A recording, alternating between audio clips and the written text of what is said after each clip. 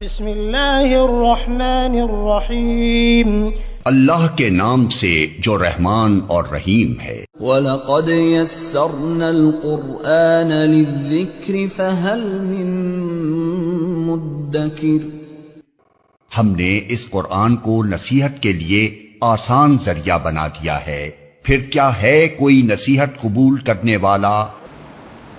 اعوذ باللہ من الشیطان الرجیم، بسم اللہ الرحمن الرحیم، ذالک ومن يعظم شعائر اللہ فإنها من تقوى القلوب، لکم فیہا منافع إلی اجل مسمى ثم محلها إلی البیت العتیق۔ یہ سورۃ الحج کی آیت نمبر 32 ہے۔ اللہ تبارک و تعالیٰ نے اس آیت میں فرمایا کہ ذالک، یہ بات اور یہ قاعدہ تو بیان ہو چکا، اور جتنے بھی احکام اس سے پہلے گزرے ہیں ان احکام پر عمل کر لو۔ ذالک کا استعمال ایک کلام سے دوسرے کلام میں منتقل ہونے کے لیے ہوتا ہے، اور یہ ذالک الامر ذالک، ذالک یعنی اتبعوا ذالک، ان احکام کی اتباع کرو۔ اور شرک کے حوالے سے ایک ضابطہ بیان ہو گیا۔ اب دوسری بات یہ کہ وَمَن يُعَظِّمْ شَعَائِرَ اللَّهِ، جو کوئی تعظیم کرے گا اللہ کے شعائر کا، اللہ کے دین کی نشانیوں کا، فَإِنَّهَا مِن تَقْوَى الْقُلُوبِ، تو بے شک یہ دلوں کے تقوی سے ہے۔ جو کوئی اللہ کے دین کے شعائر کی تعظیم بجا لائے گا تو یہ تعظیم بجا لانا اس کا، یہ اس کے دل کے اندر خوف خدا ہے،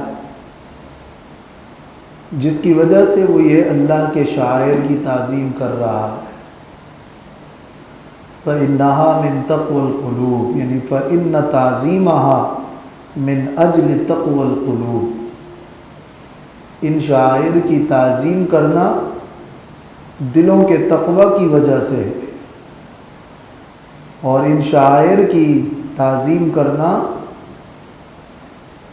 دلوں میں خوف خدا سے حاصل ہوتا ہے۔ اور فَإِنَّهَا مِن تَقْوَى الْقُلُوبِ، یعنی فَإِنَّهَا مِن ذَوِي تَقْوَى الْقُلُوبِ، یہ شاعر اللہ کی تعظیم کرنا ان لوگوں کا کام ہے جو کہ دلوں میں خوف خدا رکھتے ہیں۔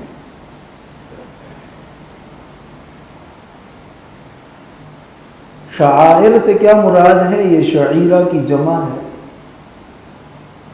اور شعائر کا معنی ہے اعلام دینہ التی شرعہ اللہ، اللہ تعالیٰ کے دین کی وہ نشانیاں جن کو اللہ نے مقرر کیا ہو، اور ہر چیز جو کہ اللہ کی اطاعت و فرمانبرداری کی نشانی ہو تو فَهُوَ مِن شَعَائِرِ اللَّهِ، وہ اللہ کے شعائر میں سے۔ اب جس جس چیز کے ذریعے سے اللہ کی اطاعت ہوتی ہے وہ اللہ تعالیٰ کے دین کی نشانیاں ہیں۔ جن چیزوں کو دیکھ کر اللہ یاد آتا ہے وہ اللہ کے دین کی نشانیاں ہیں۔ اللہ تعالیٰ نے فرمایا ان الصفا والمروۃ من شعائر اللہ، صفا اور مروہ اللہ کے دین کی نشانیوں میں سے۔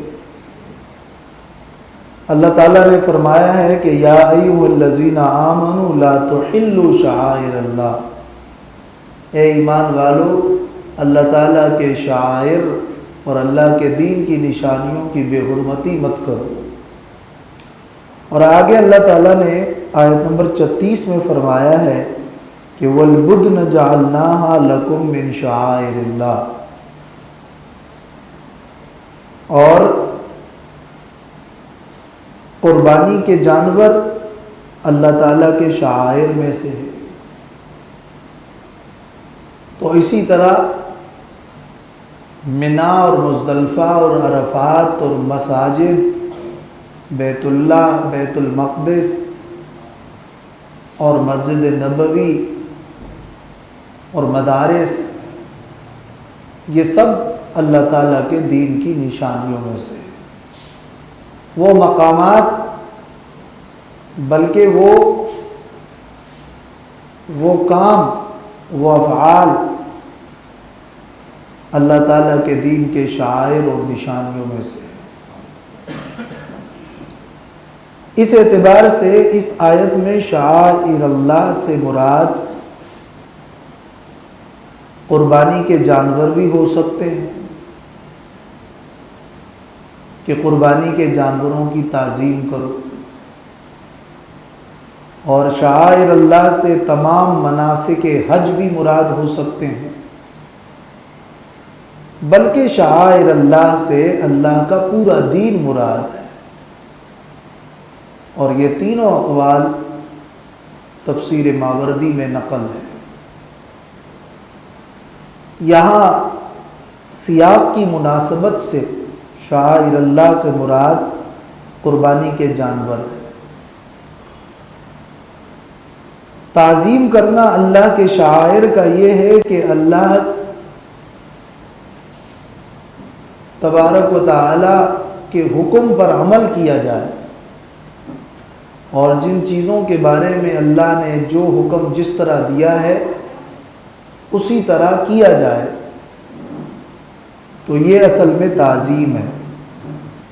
شرعی طور پر جو طریقہ بھی ادا کرنا اللہ کی طرف سے مطلوب ہے، اسی طریقے کو ادا کرنا شعائر اللہ کی تعظیم ہے۔ اور تعظیم یہ ہے کہ یہ اعتقاد رکھا جائے کہ ان چیزوں کو اللہ تعالیٰ نے اپنی قربت کا ذریعہ بنایا ہے، اور اللہ تعالیٰ کے دین کی نشانیوں کا ادب کیا جائے۔ ذالک، یہ قاعدہ تو بیان ہو چکا، وَمَن يُعَظِّمْ شَعَائِرَ اللَّهِ، اور جو کوئی تعظیم کرے گا اللہ کے دین کی نشانیوں کی، فَإِنَّهَا مِن تَقْوَى الْقُلُوبِ، تو بے شک یہ دلوں کے تقوی سے حاصل ہوتا ہے، تو بے شک یہ تعظیم دلوں کے تقوی کی وجہ سے ہے۔ اس لیے مطلب یہ کہ جس کے دل کے اندر ذرا سا بھی خوف ہوتا ہے، وہ اللہ تعالیٰ کے دین کی چیزیں اور اللہ تک منسوب چیزوں کی عزت و احترام کرتا ہے، اور جو شخص دین کی طرف، اللہ کی طرف منسوب چیزوں کو عزت کی نگاہ سے نہیں دیکھتا، در حقیقت اس کا دل اللہ کے خوف سے خالی اور عاری ہو چکا ہے، اور یا اس پر دنیاوی مفادات کی روش زیادہ غالب ہے۔ فَإِنَّهَا میں یہ جو ضمیر ہے، فَإِنَّ تَعْظِيمَهَا شعائر کی طرف راجع ہے، یا فَإِنَّهَا فَإِنَّ الْأَفْعَالَ الْمَذْكُورَةَ، یہ مذکورہ افعال اور یہ حج کے مناسک، یہ دلوں کا تقوی ہے۔ تقوی کی نسبت دلوں کی طرف کی گئی ہے، یہ بتانے کے لیے کہ تقوی کا تعلق اصل آپ کے دل سے ہے۔ جو ظاہری کیفیت ہے، جو لباس ہے، جو صورت ہے، وہ تو ایک ڈھانچہ ہے، اصل میں اندر دل کے اندر جو خوف خدا ہے وہ تقوی کی حقیقت ہے۔ اس آیت میں تقوی سے مراد اخلاص ہے. تو اخلاص اور اللہ کے لیے کسی کام کا کرنا اور اسی طرح اللہ کے اوامر اور نواہی کی پابندی کرنا، یہ تقوی ہے. تو تقوی کی نسبت دل کی طرف اس لیے ہوئی ہے کہ جو اس کا مقصود ہے اور جو اس کی حقیقت ہے وہ اصل میں دل سے ہی ہے. حقیقت التقوی تقوی القلوب، تقوی کی حقیقت وہ دلوں کا تقوی ہے، نہ کہ ظاہر کا. اور یہی وہ مفہوم ہے جو نبی کریم صلی اللہ علیہ وسلم نے اس حدیث میں فرمایا کہ ان اللہ لا ينظر الى صورکم واموالکم ولکن ينظر الى قلوبکم واعمالکم. بے شک اللہ تمہاری صورتوں کو نہیں دیکھتا، تمہارے مالوں کو نہیں دیکھتا، بلکہ اللہ تمہارے دلوں کو اور تمہارے اعمال کو دیکھتا ہے. اور ان آیات میں یہ جو آیات چل رہی ہیں، ان تمام آیات میں اگر آپ آیات کے مضامین پر غور کریں تو یہ بیان جاری ہے کہ اصل مقصد خوف خدا اور ذکر اللہ ہے. اصل مقصد عبادات کا اللہ کی یاد ہے. اصل مقصد یہ ہے کہ اللہ کا حکم تم بجا لاؤ اور اللہ سے اپنا تعلق جوڑو. اسی مقصد کے لیے حج کے افعال ادا کیے جا رہے ہیں، اسی مقصد کے لیے قربانیاں ہیں، اسی مقصد کے لیے قربانی کے جانوروں کی تعظیم ہے، اسی مقصد کے لیے تمام اعمال ہیں. ورنہ اللہ تعالیٰ کو قربانی کا گوشت اور قربانی کا خون نہیں پہنچتا. ورنہ اگر تم ظاہری صورت میں قربانی کر لو اور دل کے اندر اخلاص نہ ہو تو حاصل کچھ نہیں. ورنہ اگر حج اور اس قسم کے یہ تمام افعال تم بجا لاؤ لیکن تمہارا مقصود اللہ کی رضا نہ ہو تو نتیجہ کوئی نہیں. تو ان تمام باتوں میں وہ اصل مقصود قرآن اور اصل جو مقصد ہے اس کو یاد دلا رہا ہے. اور یہ در حقیقت ان آیات کے درمیان کا جو ربط ہے وہ اسی نقطے کے اندر ہے. تو یہاں پر بھی یہ بتایا جا رہا ہے کہ شرک کی تو مذمت ہوئی کہ اللہ کے ساتھ کسی کو شریک نہ ٹھہرانا، لیکن اس کا یہ مطلب نہیں ہے کہ شاعر اللہ کا ادب و احترام بھی نہ کرو، اور یہ بھی شرک ہے.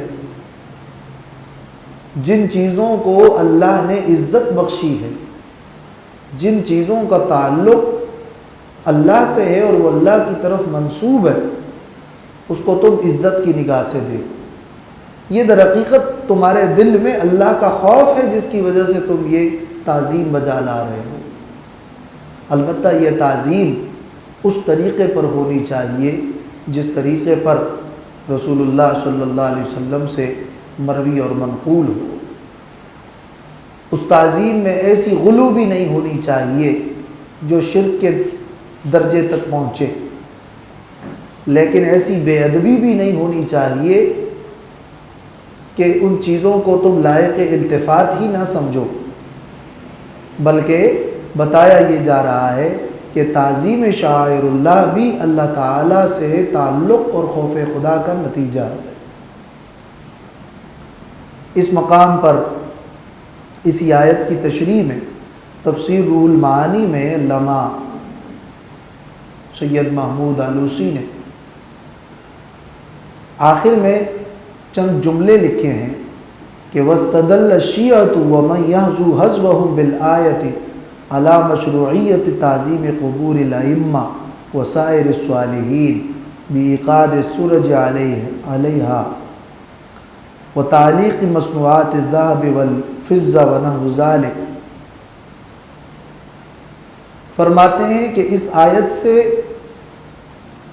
شیعہ نے اور جو لوگ ان کے نقش قدم پر چلے ہیں انہوں نے یہ دلیل پکڑی ہے کہ ائمہ اور صالحین کی قبروں کی بھی تعظیم مشروع ہے، اس پر بھی چراغاں کرو اور اس پر بھی سونے اور چاندی کے مصنوعات لٹکاؤ،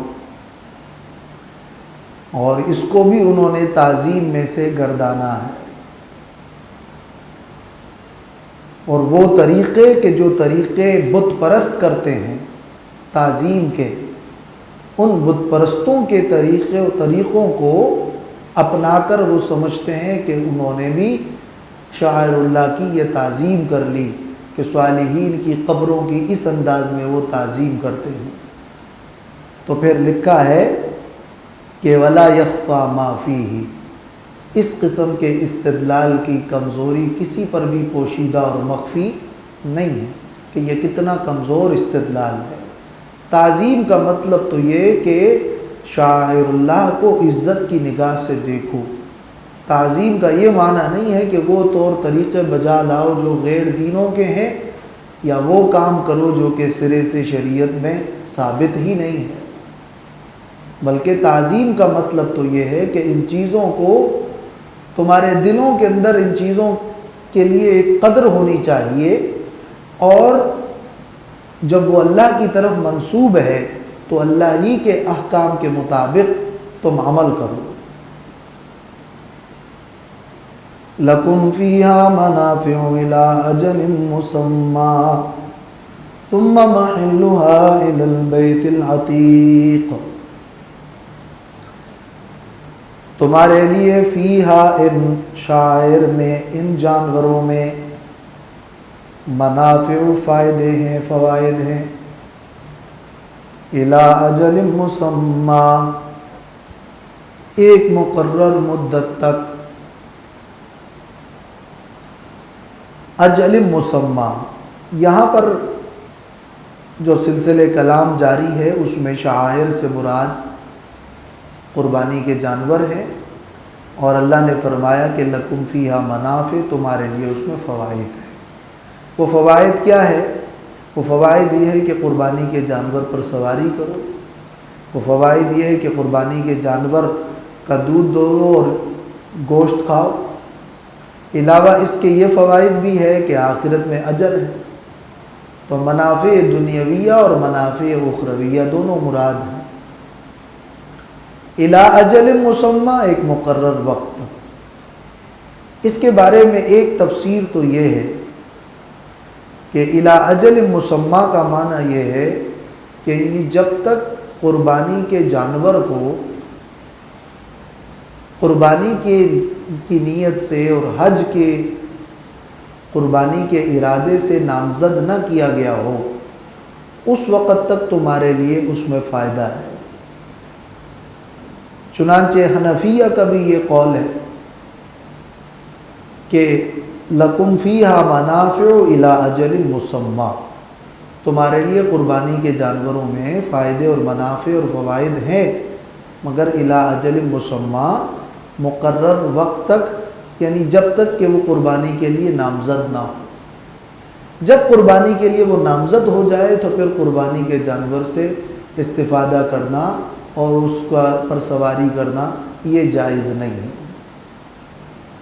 لیکن اس آیت کی دوسری تفسیر یہ ہے کہ لکم، تمہارے لیے، فیہا، ان جانوروں میں، منافع و فائدے ہیں، اور قربانی کے جانور باوجود اس کے کہ وہ قربانی کے لیے نامزد ہو چکے ہوں اور قربانی کے جانور ہو، تمہارے لیے اس میں فائدے ہیں الی اجل مسمی، ایک وقت مقرر تک، یعنی ایام نحر تک اور حج کے ایام تک یا ذبح تک تمہارے لیے اس میں فائدہ ہے۔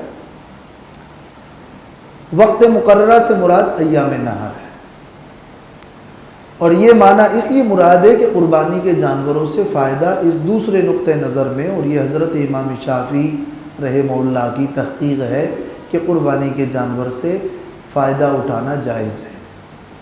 حدیث پاک میں ہے کہ ایک شخص نے اسی طرح ایک جانور روانہ کیا تھا، تو آپ صلی اللہ علیہ وسلم نے فرمایا کہ ارکبھا، اس پر سوار ہو جا۔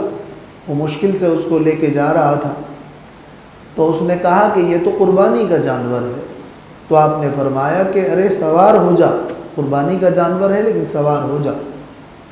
تو اس حدیث میں یہ تصریح ہے کہ قربانی کے جانور سے فائدہ اٹھانا جائز ہے۔ تو حنفیہ نے اس میں یہی گنجائش نکالی ہے، اور یہ دوسری حدیث جابر کے اندر یہ الفاظ ہے کہ جب تم مجبور ہو جاؤ قربانی کے جانور سے فائدہ لینے کے لیے تو تم اس پر سوار ہو سکتے ہو۔ تو معنی یہ کہ قربانی کے جانور سے تو فائدہ اٹھا نہیں سکتے ہو، لیکن جب تمہاری ضرورت ہو اور کیفیت یہ ہو کہ تمہیں لازماً اس میں سے استفادہ کرنا پڑا ہے تو پھر اس وقت تم اس سے فائدہ اٹھا سکتے ہو۔ تو یہ جو صورت ہے اور یہ جو حدیث ہے یہ بھی اسی صورت پر محمول ہے، اور وہ بھی بے دلیل نہیں ہے، اس لیے کہ حدیث جابر میں یہ الفاظ ہے کہ جب تم مجبور ہو جاؤ تو اس پر سوار ہو۔ تو حنفیہ کے نزدیک یہ ایک حدیث دوسری آیت کی تشریح کر رہی ہے۔ ان دو نقطۂ نظر کے مطابق اس آیت کے اندر بھی یہ دو تفسیریں ہیں کہ تمہارے لیے فائدہ ہے قربانی کے جانوروں میں الی اجل مسمى، جب تک کہ وہ نامزد نہ ہوا ہو قربانی کے لیے، اور یہ تمہارے، لیکن اس تفسیر میں یہ سوال پیدا ہوتا ہے کہ چونکہ لکم فیہا منافع کہنے کی ضرورت اس لیے پڑی ہے کہ قربانی کے جانوروں سے فائدہ اٹھانا لوگوں کے لیے ایک طرح وہ اس کو درست اور اچھا نہیں سمجھتے تھے، تو اللہ نے فرمایا کہ نہیں، لکم فیہا منافع، اس میں تمہارے لیے فائدے ہیں، تم فائدہ اٹھا سکتے ہو۔ تو اس کا مطلب یہ کہ نامزد ہونے کے بعد ہی تو اس سے فائدہ اٹھانے کا ذکر ہے، اور فیہا کی ضمیر کا مرجع جو ہے وہ شعائر اللہ ہے، تو وہ تب ہی شعائر اللہ ہے کہ جب وہ قربانی کے لیے نامزد ہو جائے۔ لہذا لکم فیہا منافع الی اجل مسمى، اس کا مطلب یہ ہے کہ تمہارے لیے ان جانوروں میں منافع اور فائدے ہیں الی اجل مسمى، ایام نہر تک، اور اس سے تم فائدہ اٹھا سکتے ہو۔ بس اتنی بات حنفیہ کے قول کے مطابق بھی بن سکتی ہے کہ آپ اضافی کر لیں کہ اگر نامزد ہو بھی چکا ہو لیکن تمہارے لیے اس میں فائدے ہیں ایام نہر تک، جب کہ تمہیں اس کی ضرورت ہو۔ تو جب تمہیں اس کی ضرورت ہو، یہ قید حنفیہ کے ہاں ملحوظ ہے جو کہ حدیث سے ثابت ہے۔ ثم محلها الى البیت العتیق، پھر اس کے ذبح کرنے کی جگہ الی البیت العتیق، قدیم گھر کے پاس ہے، قدیم گھر کے قریب ہے۔ ثم محلها کا مطلب کیا ہے؟ یعنی تمہارے لیے اس وقت تک اس سے فائدہ اٹھانا درست ہے جب تک کہ قربانی کے لیے نامزد نہ ہوا ہو، لیکن پھر جب کہ وہ نامزد ہو جائے قربانی کے لیے تو محلها الی البیت العتیق، پھر اس کے ذبح کرنے کی جگہ وہ قدیم گھر کے پاس ہے۔ الی البیت العتیق یعنی عند البیت العتیق، مراد بیت العتیق سے پورا حرم ہے۔ بیت العتیق یعنی قرآن میں کعبہ کا لفظ، بیت الحرام کا لفظ، بیت العتیق کا لفظ یہ ذکر ہوتا ہے، لیکن مراد پورا حرم ہے، چونکہ یہ حرم کی خاص جگہ ہیں اور حرم کا طرح امتیاز ان یہ مقامات ہیں، اس لیے مراد اس سے پورا حرم ہے۔ اور لفظ الا میں بھی عندہ کا معنی ہے، یعنی منا میں اس کو ذبح کرو، ورنہ مکہ میں بھی ذبح کیا جا سکتا ہے۔ یہ مراد تو نہیں ہے کہ خاص بیت العتیق کے پاس ہی لا کر وہاں کعبۃ اللہ کے پاس ہی ذبح ہو، بلکہ معنی یہ ہے کہ پھر اس کے بعد اس کے نحر کی جگہ اور اس کے ذبح کی جگہ وہ بیت العتیق کے پاس ہے، یعنی قدیم گھر کے پاس ہے۔ خلاصہ یہ کہ یہ مسئلہ اختلافی ہے فقہی طور پر، اور دونوں جانب دلائل موجود ہے کہ آیا قربانی کے جانور سے فائدہ لینا جائز ہے یا نہیں۔ تو بعض ائمہ کے نزدیک، حضرت امام شافعی کے نزدیک اس سے فائدہ لینا جائز ہے۔ حنفیہ کے نزدیک ضرورت ہو تو فائدہ جائز ہے، ورنہ اس سے فائدہ جب تک نامزد نہ ہوا ہو قربانی کے لیے تب تو جائز ہے، ورنہ جائز نہیں ہے جبکہ ضرورت نہ ہو۔ اور یہ اختلاف امام قرطبی نے اور دوسرے مفسرین نے اپنی تفسیروں میں نقل کیا ہے۔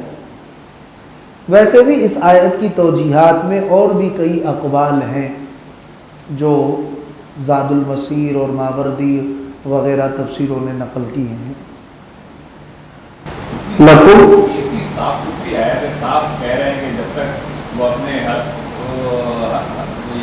قربانی کی جگہ تک نہ پہنچ جائے اس سے آپ منافع لے سکتے، تو بالکل نہیں لفظی طور پر دیکھا جائے تو بالکل نہیں، اتنی کلیئر اس لیے نہیں ہے کہ یوں نہیں ہے کہ لکم فیہا منافع پھر الا کے بعد الا اجل مسمى۔